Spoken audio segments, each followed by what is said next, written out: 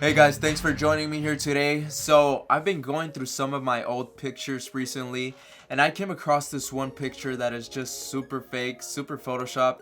It was in my beginner days, and as a beginner I always wondered how to add items from other places into my own pictures using Photoshop. So today I'm gonna show you guys exactly how to do that. So with this picture I went more of the Fantasial, is that a word? Fantasial. Anyways, with this picture I went more of the fantasy, unrealistic type of vibe, so it's not really supposed to look realistic.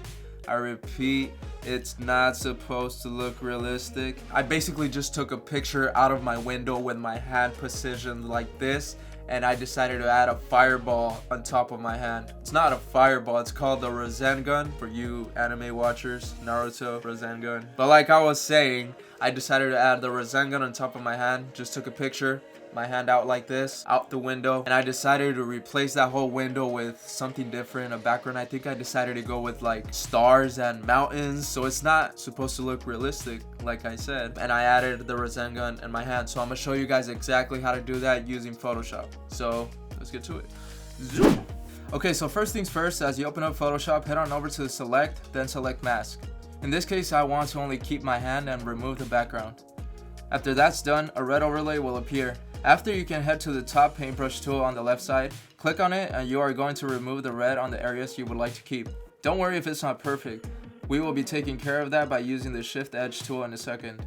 If Photoshop happens to uncolor an area that you don't want, you can always paint it back by clicking on the negative symbol at the top of the screen. Do that by painting the area back in. After you're done with that, head over to the right side of the screen and you are going to play around with the refinements tool to get it as close as you can to the object's edge. Use the shift edge to shift the position of the red overlining the object, and use the feather and smooth to balance it out. When you're done with that, hit OK. Then head over to the bottom right of the screen, hit this little square with the dot in the middle, and this should remove the background. After, you can add any picture or background you want, but make sure you move it to the back layer. Now I'm going to be adding the ball, or as I called it, the Rasengan, that will sit atop of my hand. Hit Ctrl T to resize it. In this case, all I have to do to remove the black background is head over to the right menu and set it to lighten. That should eliminate the black box and leave the main object behind. We are now all done with this portion of the process. All we have to do now is blend the objects in together. I'll be using Lightroom for this part, but if you don't have Lightroom, you can always use the adjustments tool in Photoshop.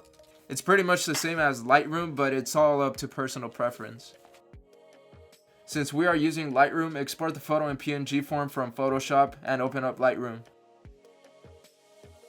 After Lightroom is open, import the photo that you exported from Photoshop. And basically now you can just play around with the colors as you see fit. In this case, all I did is reduce some of the exposure, increase some of the highlights, and I added some clarity.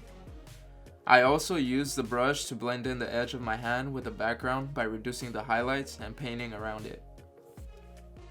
And that's it. That's how you add items into your pictures using Photoshop. I also have another video explaining how to take items out of your pictures using Photoshop. You can check out that video on the little card above me. But yeah, that's it for today. Thank you guys for joining me, and until next time, we out.